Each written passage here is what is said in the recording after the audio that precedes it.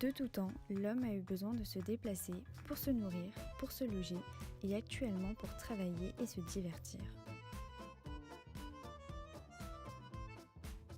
Avec l'invention de la machine à vapeur au milieu du 19e siècle, les premiers véhicules motorisés apparaissent et pour la première fois, la force animale est remplacée par une force mécanique. L'industrialisation a également joué un rôle très important dans la modernisation des modes de transport et a multiplié les possibilités et usages de déplacement, qu'ils soient routiers, ferroviaires, aériens ou maritimes. L'utilisation de masse des énergies fossiles comme le charbon, le pétrole, le gaz ont entraîné une révolution des déplacements. Les infrastructures de transport depuis le XXe siècle se sont développées avec les lignes de chemin de fer exploitées par des opérateurs français comme la SNCF et la RATP. Cependant, ces progrès ne sont pas sans impact.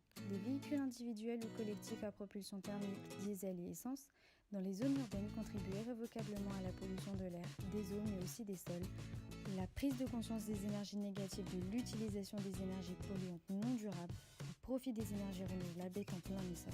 Catalysé par les accords internationaux comme Kyoto en 1997 dans le cadre de la réduction des gaz à effet de serre, le marché de l'énergie prépare sa mutation et ceci dans la majorité des pays dans le monde qui s'inscrivent dans un processus de transition énergétique vers les énergies propres et durables. L'État français a déployé depuis des moyens colossaux pour le développement des infrastructures de transport en commun durables comme les trains, métro, RER, tramway, nouvelles lignes de bus hybrides et électriques.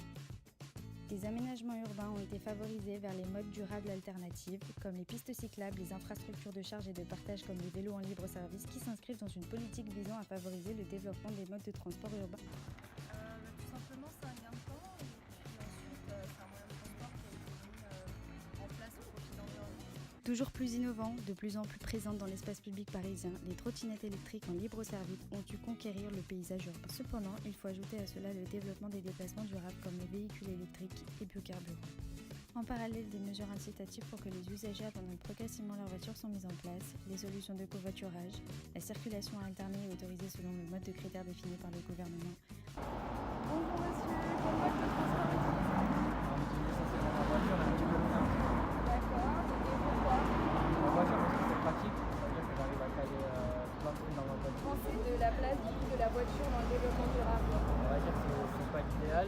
Après, voilà, j'espère qu'il y en a qui vont développer des nouvelles voitures plus écologiques. Est-ce que vous pensez pouvoir acheter une voiture électrique dans le futur? Si j'ai l'occasion, ouais, c'est sûr. Quelle est votre fréquence d'utilisation du coup de vos modes de transport? Avant de travailler, j'utilise une voiture tous les jours.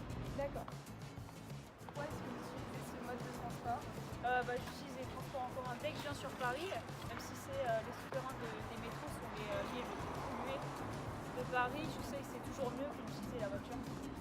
Et quelle est votre fréquence d'utilisation de ce mode de transport? Tous les jours pour venir en cours, j'utilise en métro.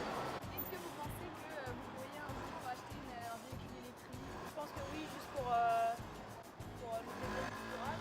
Enfin, parmi les grandes perspectives à venir, on peut noter le développement des véhicules autonomes électriques comme les navettes autonomes, les véhicules individuels qui permettront de réduire significativement l'empreinte carbone de nos déplacements.